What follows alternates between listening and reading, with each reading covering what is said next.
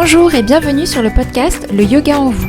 Je suis Bérangère, professeure de yoga à Caen et en ligne chez Béré Yoga.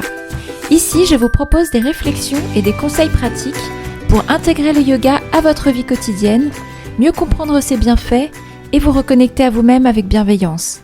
Bonne écoute! Hello et bienvenue dans ce nouvel épisode du Yoga en vous. Aujourd'hui, j'aimerais te parler de la périménopause. Et peut-être que tu vas te reconnaître dans ce petit descriptif que je vais te faire. Ton corps change, ton énergie fluctue, ton sommeil devient irrégulier. Parfois, tu te sens à fleur de peau, parfois épuisé, et tu ne sais pas exactement pourquoi.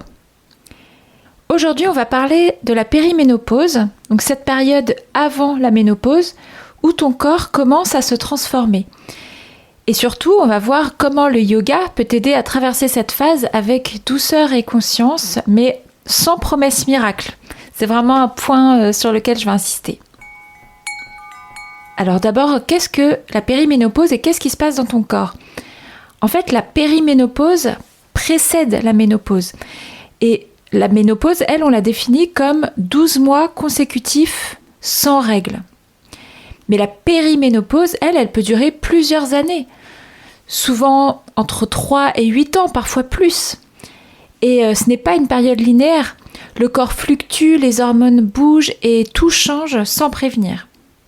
Alors on va faire un petit zoom physiologique sur les hormones. D'abord les œstrogènes. Les œstrogènes diminuent progressivement mais de façon irrégulière. Alors pour info, l'œstrogène influence beaucoup de fonctions. Le cycle menstruel, l'humeur, la densité osseuse, la santé cardiovasculaire, la peau et même la mémoire. Donc pendant la périménopause, cette fluctuation d'œstrogène qui est irrégulière explique les cycles parfois courts, parfois longs et les symptômes comme les bouffées de chaleur. Parce que oui, en périménopause, tu peux aussi avoir des cycles très court. Voilà, tu peux avoir plus souvent tes règles, ce qui peut être assez étonnant. Donc il y a cette hormone-là, il y a aussi la progestérone qui diminue surtout parce que l'ovulation devient moins régulière. La progestérone, elle est essentielle pour le sommeil, la régulation de la température corporelle et l'équilibre émotionnel. Une baisse peut entraîner insomnie, irritabilité ou saute d'humeur.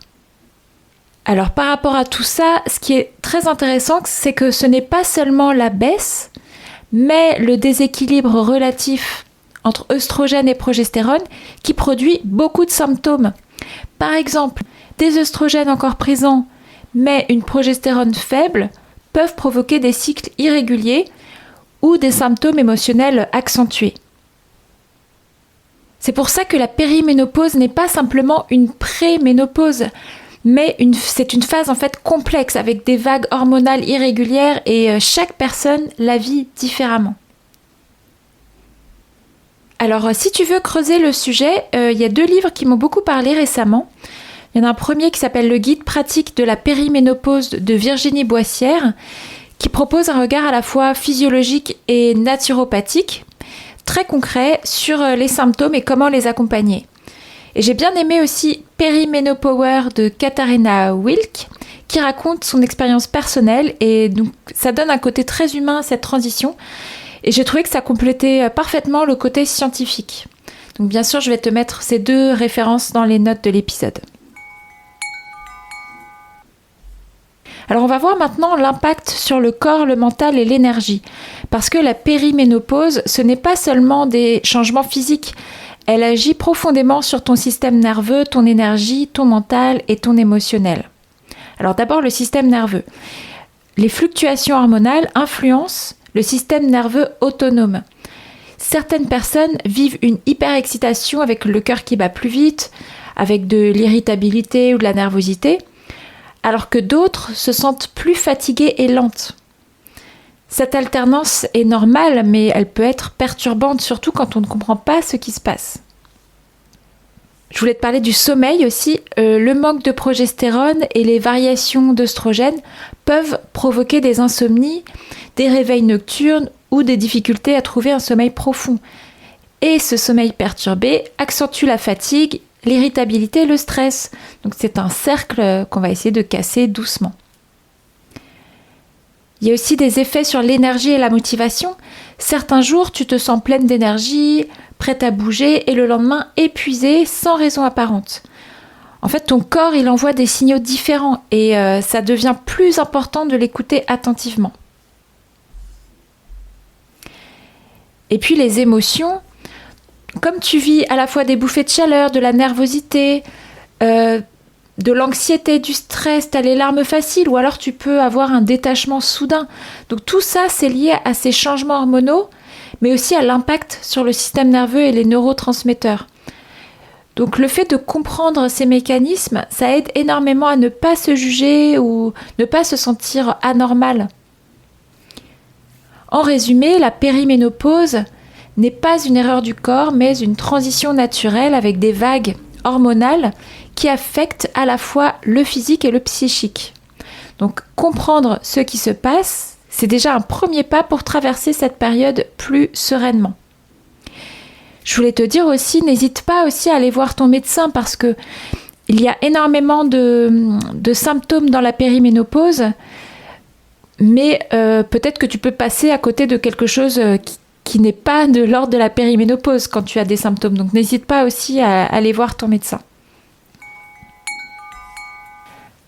Alors, comment le yoga peut te soutenir dans cette phase ? Bon, j'ai envie d'être très claire, le yoga n'augmente pas tes œstrogènes ni ta progestérone, mais il agit sur ta manière de vivre les effets des hormones et ça, c'est déjà énorme. Donc, ce que le yoga offre concrètement, au niveau de la gestion du stress, les postures, la respiration, le fait de vivre en pleine conscience, ça va activer le système parasympathique qui apaise le corps. Donc ça peut être très utile. Ça va t'aider à améliorer le sommeil puisque en relâchant les tensions et en calmant le système nerveux, le corps se prépare mieux au repos. Et puis la respiration aussi peut vraiment aider dans ces phases d'insomnie. Ça peut aider à doucement retrouver le sommeil.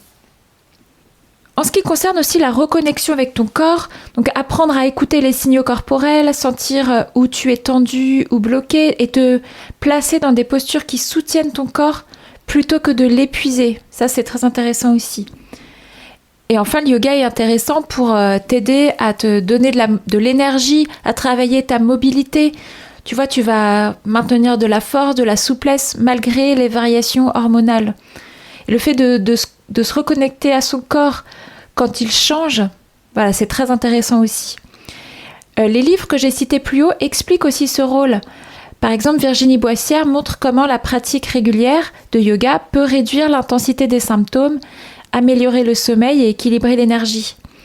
Et Katharina Wilk partage comment le yoga et la conscience corporelle l'ont aidé à traverser cette période en se sentant plus vivante et présente, même avec les hauts et les bas hormonaux. C'est ce que je te disais un peu plus haut. Alors, je vais te partager maintenant un mini-guide pratique pour la périménopause. Donc voilà, quelques repères simples pour toi. D'abord, tu peux privilégier une pratique régulière mais douce. Voilà, c'est mieux de privilégier la constance plutôt que l'intensité. Ensuite, je voudrais te dire d'écouter ton énergie. Certains jours sont plus difficiles, donc adapte les postures et la durée. Ensuite, en troisième repère, c'est la respiration consciente. Quelques minutes par jour peuvent calmer le système nerveux et réduire les symptômes, et notamment t'aider à retrouver le sommeil peut-être. Ensuite, des postures d'ancrage et d'ouverture peuvent te faire beaucoup de bien. N'hésite pas aussi à travailler l'ouverture thoracique, la mobilité des épaules et des hanches, travailler vraiment aussi les muscles du dos. Et enfin, dernier petit repère, arrête de vouloir bien faire. Le but, ce n'est pas la performance, mais la présence et l'écoute de ton corps. Parce qu'en périménopause, le corps n'a pas besoin de performance. Il a vraiment besoin de présence, d'attention bienveillante et de patience avec lui-même. En conclusion, je voulais te rappeler que donc, la périménopause n'est pas un problème à résoudre. C'est une transition, un moment où ton corps change et où tu peux apprendre à l'accompagner. Et le yoga, quand il est pratiqué avec respect, Il devient un allié pour traverser cette période avec plus de calme, de clarté et de confort. Merci beaucoup de m'avoir écouté, j'espère que cet épisode t'a plu. N'hésite pas, si c'est le cas, et si tu veux m'encourager, me soutenir, à laisser une note 5 étoiles et un commentaire sur ta plateforme d'écoute, et notamment sur Spotify et Apple Podcast, parce que ça aide beaucoup en fait le podcast à avoir une plus grande visibilité. Et moi, ça m'encourage à continuer aussi. Donc voilà, si tu prends le temps de le faire, merci beaucoup. Et enfin, je voudrais te dire, prends soin de toi, écoute ton corps et fais-toi confiance. Et je te dis à très vite pour un nouvel épisode du Yoga en vous. Bye!